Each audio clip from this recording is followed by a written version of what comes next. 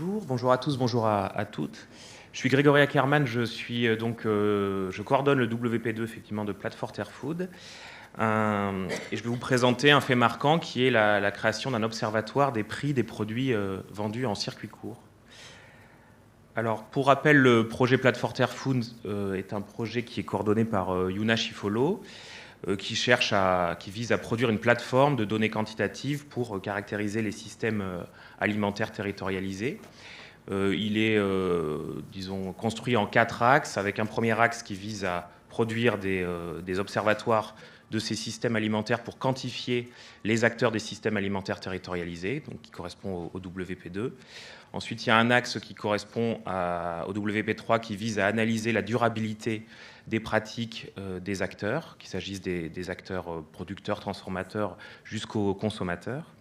Ensuite, il y a le WP4 qui est un axe autour de l'analyse des flux alimentaires dans ces systèmes alimentaires, et le WP5 qui correspond à une analyse des politiques publiques et la manière dont on peut s'appuyer sur les politiques publiques aussi pour soutenir ces systèmes.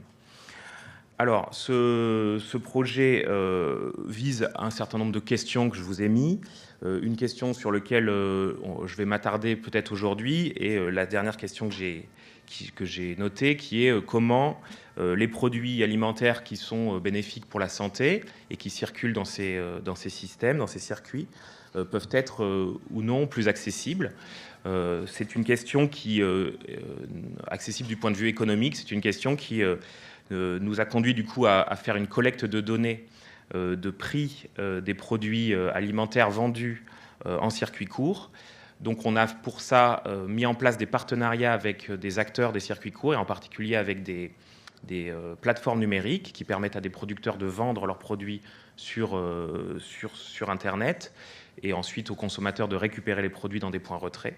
On a construit des partenariats avec 4 plateformes, avec Cagette.net, Copcircuit, La Ruche qui dit oui et Socléo, et on a aussi les drives fermiers des chambres d'agriculture qui sont à l'intérieur de la plateforme Socléo. Ce qui nous permet, avec un accès par API, d'avoir directement accès à toutes leurs données d'achat des consommateurs, donc d'avoir accès au volume de vente pour chacun des items, donc des produits qui sont mis en vente par les producteurs, depuis 2021 jusqu'à aujourd'hui, sur un espace géographique qui concerne la France entière, y compris les DOM-TOM. Ça correspond à environ 2500 points de vente partout en France, et ça regroupe derrière ces points de vente un peu plus de 4000 producteurs. On n'a pas encore mesuré tout à fait la masse de données, parce que certaines plateformes nous donnent des données un peu agrégées, mais en gros, ça représente plusieurs millions de prix, entre 2 et 4 millions de prix qu'on a dû traiter.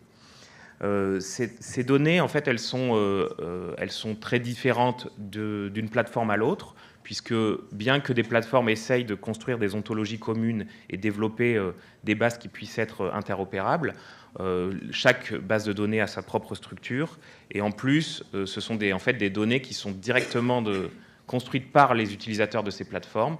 Donc c'est des producteurs qui marquent, par exemple, tomates rondes, bio, voilà. Et ensuite il y a un prix. Et puis on a un volume. Donc quand c'est tomates rondes bio, on arrive à comprendre ce que c'est. Mais après, parfois, il va y avoir velouté de tomates, courgettes, poivrons. Et donc là, il faut réussir à extraire ce produit-là, ne pas le comptabiliser si on fait une analyse du prix de la tomate, évidemment. Donc pour ça, on utilise des expressions régulières. On a fait un travail sur, pour le moment, une vingtaine de fruits et légumes bio et non bio. Donc on a traité les fruits et les légumes les uns derrière les autres, mais on va avoir accès ensuite à d'autres types de produits. Donc chaque produit a sa propre problématique de nettoyage. On a essayé d'utiliser un peu de LLM aussi pour pouvoir par exemple, supprimer les produits les produits transformés justement de la base de données pour ne s'intéresser qu'aux produits bruts, mais ce sont encore des choses qui sont en validation et en cours de validation. Et puis donc ensuite, on fait un calcul de prix de vente qui correspond à la somme des prix des commandes sur la somme des volumes commandés. Et puis on supprime les prix, 10% des prix minimum et 10% des prix maximum. Ensuite, on a tout de suite voulu construire une interface utilisateur pour que nos partenaires acteurs de terrain puissent consulter les prix, donc en particulier les acteurs du développement agricole ou les collectifs de producteurs qui pourraient avoir besoin aussi d'avoir une information sur les prix des produits vendus dans différents territoires, jusqu'à présent, cette base de données n'existait pas, puisque les prix qui sont produits par le RNM ou par l'INSEE ne concernent que la grande distribution. Donc cette application, on l'a publiée en janvier. On a de cette manière une interface utilisateur qui est accessible à tous, mais j'ai pas mis l'adresse puisqu'elle doit être cachée sous ma photo. L'adresse c'est prico.sk8.inrae.fr, donc c'est un hébergement sur la forge d'Inrae, avec derrière les outils Skate qui permettent d'héberger des interfaces Shiny. Donc c'est une interface Shiny qui est une librairie de R pour pouvoir produire des interfaces graphiques. Donc on a différents onglets, les utilisateurs peuvent sélectionner un produit, là je vous ai mis l'exemple de la pomme de terre, sélectionner une ou plusieurs années et comparer de cette manière l'évolution des prix des produits bio ou des produits non bio, avec potentiellement voilà, une analyse du coup des évolutions des prix par mois ou par année, ce qui permet d'avoir une vision sur des évolutions de prix, mais aussi sur des écarts de prix entre des produits bio et non bio. On peut aussi comparer les prix avec ceux de la GMS. Donc on a aussi intégré les données du RNM qui recense, comme je vous disais, les prix des produits vendus en grande surface. De cette manière, en fait, on a une comparaison d'une tomate bio vendue en grande surface avec une tomate bio vendue en direct par le producteur.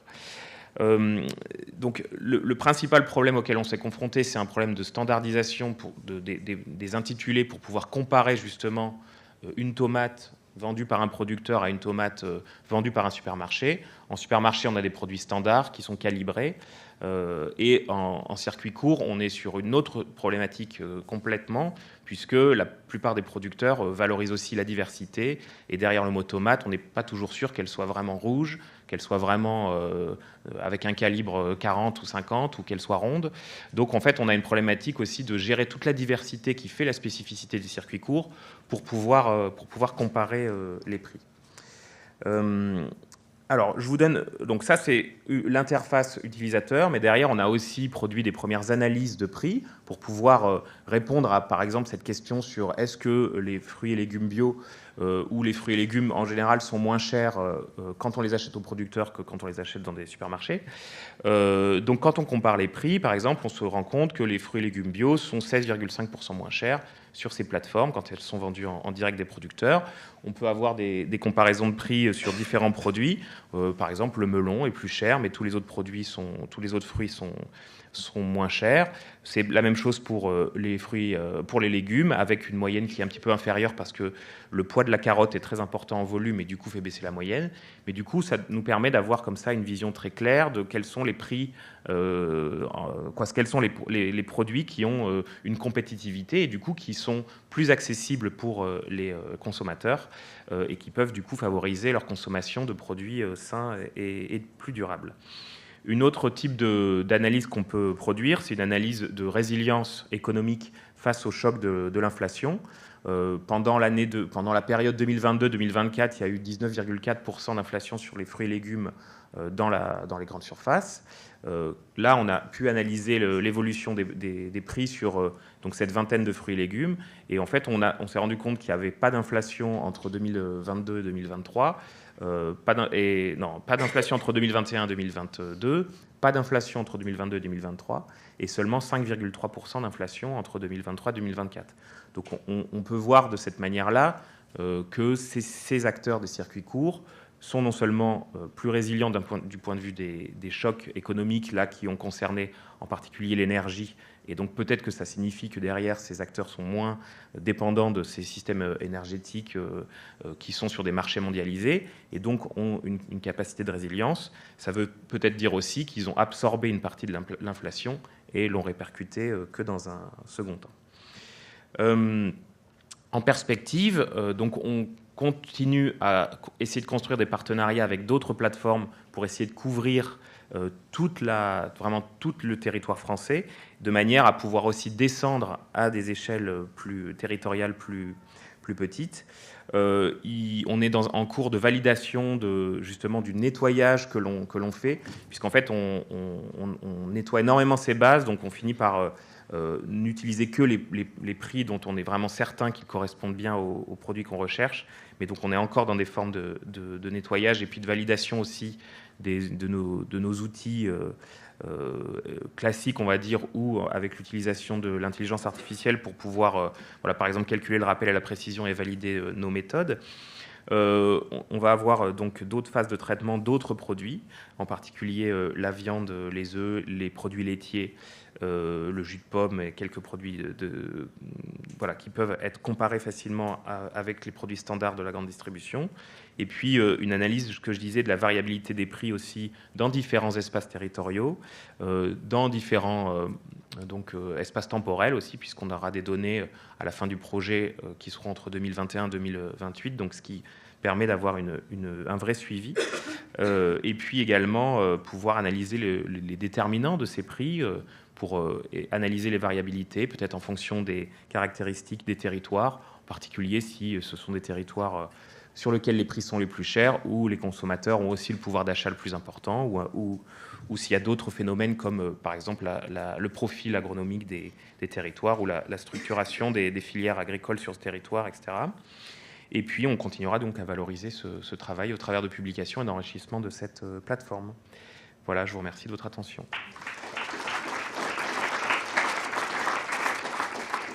Merci Grégory, c'était très clair. Est-ce qu'il y a des questions dans la salle?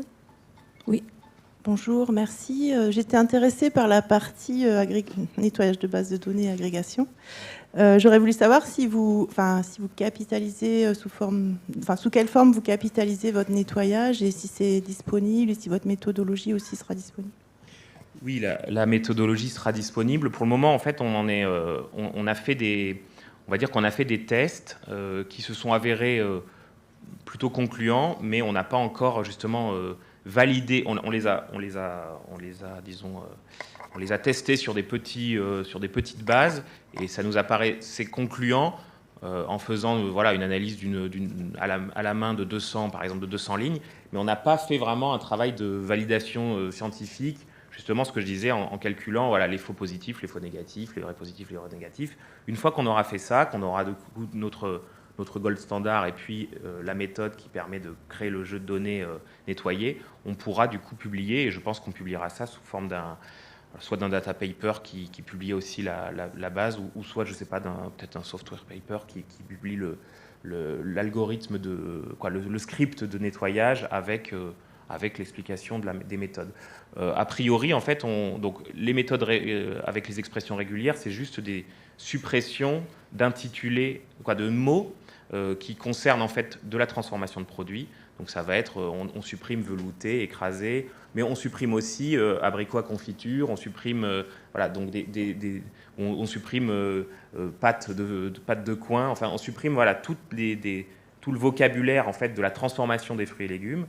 Mais en fait, on va comparer cette méthode-là avec une méthode qui viserait justement à utiliser des modèles de langage. Là, j'ai marqué, je crois qu'on avait utilisé Llama 3, mais en fait, j'ai fait de nouveaux tests avec Mistral, les modèles larges de Mistral, et ça fonctionne très bien, voire beaucoup mieux que Llama. Mais par contre, ça a un coût, puisque, je ne sais pas si vous savez, mais ces modèles plus larges ne fonctionnent pas sur des machines standards, quoi. Donc doivent être par API, mais enfin donc oui, on va valider ça et on publiera ça, et enfin c'est dans la logique de la science ouverte, donc bien sûr. Ouais, alors on vise effectivement l'interopérabilité, donc on travaille aussi sur justement des questions de la manière dont on peut interopérabiliser nos bases de données. Donc il y a la question, moi j'étais intéressé justement par des ontologies. Alors il y a Foodon, il y a d'autres ontologies qui permettent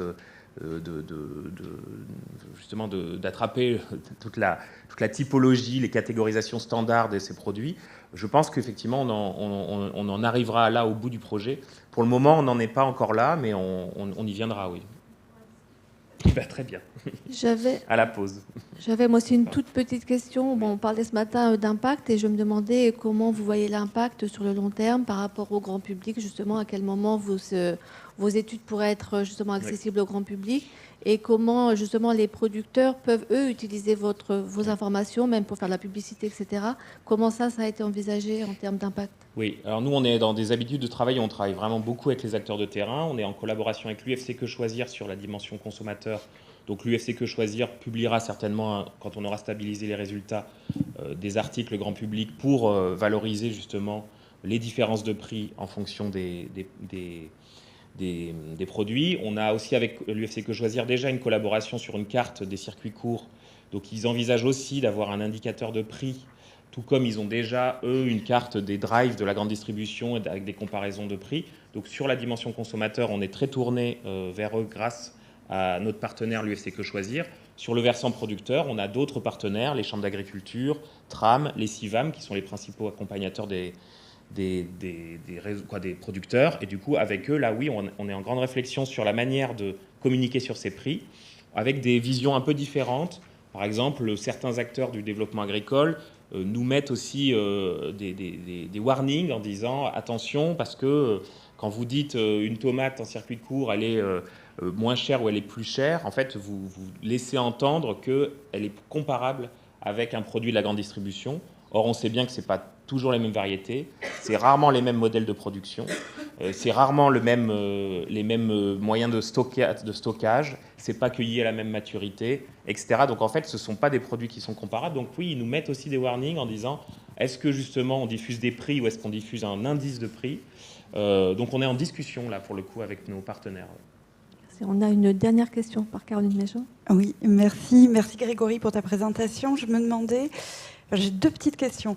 D'abord, la représentativité des prix de ces types de circuits courts par rapport à des marchés producteurs, etc. Enfin, même la part de ce que ça représente dans les circuits courts. Et puis, ma deuxième question, c'est pourquoi travailler sur des moyennes? J'ai vu que tu supprimais les premiers derniers déciles de prix. Pourquoi pas travailler sur des distributions de prix voilà. Alors je commence par celle-ci, parce que le RNM fait comme ça, et on a aussi beaucoup dialogué avec le RNM, et c'était une manière en fait de comparer nos moyennes de prix avec les prix du RNM. Du coup, pourquoi on a fait comme ça. Sur ton autre question, elle est fondamentale. Alors, on a d'autres relevés de prix, notamment en magasin de producteurs, justement, qu'on avait fait avec l'UFC Que Choisir. On n'arrive pas au même résultat, puisque avec le travail qu'on avait fait en collecte magasin avec l'UFC Que Choisir, on avait des prix des fruits et légumes qui étaient semblables quand ils n'étaient pas labellisés bio et qui étaient très différents quand ils étaient labellisés bio. Nous, on a plutôt des prix qui sont très différents quand ils sont labellisés bio, mais par contre, on a des prix qui sont moins chers en grande distribution quand ils ne sont pas labellisés. Donc justement, a priori, la représentativité de ce qu'on a, c'est pas représentatif, par exemple, des magasins de producteurs, puisqu'on a une structure là qui n'a pas les plateformes numériques, il y a très peu de frais de gestion et de frais de structure. Par contre, est-ce que c'est comparable avec les produits vendus sur les marchés de plein vent? Je rêve de répondre à cette question, mais il y a 7000 marchés de plein vent, il faudrait organiser une très grande collecte nationale avec peut-être les citoyens, faire des séances participatives. Bon, voilà. Donc oui, je rêve de pouvoir répondre à cette question, mais je ne peux pas encore y répondre. Merci beaucoup. On peut applaudir.